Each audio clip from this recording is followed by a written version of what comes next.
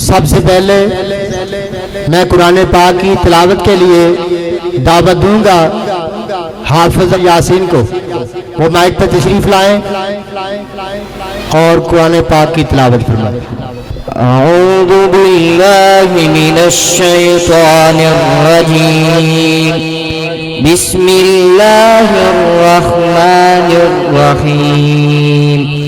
इन्नल्लज़ीना आमनू व अमिलुस्सालिहाति कानत लहुम जन्नातुल फिरदौसि नुज़ुला खालिदीन फीहा ला यबगून अन्हा हिवला।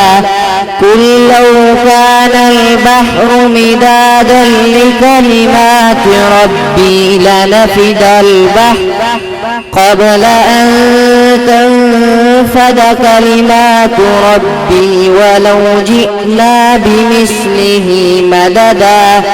قل إنما أنا بشر مثلكم يوحى إلي أنما